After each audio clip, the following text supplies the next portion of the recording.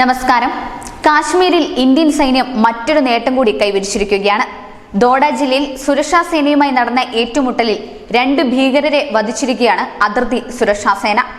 അതിർത്തി പ്രദേശങ്ങൾ കേന്ദ്രീകരിച്ച് സൈന്യവും പോലീസും സംയുക്തമായി നടത്തിയ തിരച്ചിലാണ് ഭീകരരെ കണ്ടെത്തിയത്. പ്രദേശത്ത് തിരച്ചിൽ പുരോഗമിക്കുകയാണ്. കാശ്മീരിലെ കത്വ ജില്ലയിലെ പത്താൻകോട്ടിന് സമീപത്ത് ഇന്നലെ ഭീകരരുടെ സാന്നിധ്യം കണ്ടെത്തിയിരുന്നു. ആയുധധാരികളായ 2 പേരെയാണ് സംശയാസ്പദമായി കണ്ടെത്തിയത്. കഴിഞ്ഞ ദിവസം രാത്രിയാണ് സംഭവം നടന്നത്. ഇതേ തുടർന്ന് BSF കരവ്യോമ സേനകൾക്ക് മുന്നറിയിപ്പ് നൽകിയിട്ടുണ്ട്. ജനങ്ങൾ പരിഭ്രാന്തരാകേണ്ടതില്ലെന്നും അതിർത്തി പ്രദേശങ്ങൾ കേന്ദ്രീകരിച്ച് കർശന പരിശോധന നടക്കുന്നുണ്ടെന്നും പോലീസ് അറിയിച്ചിട്ടുണ്ട്. പ്രദേശത്ത് പോലീസും സുരക്ഷാ സേനയും സംയുക്തമായി തിരച്ചിൽ നടത്തിവരികയാണ്. കത്വയിൽ കോംബിംഗ് ഓപ്പറേഷൻ ആരംഭിച്ചിട്ടുണ്ട്.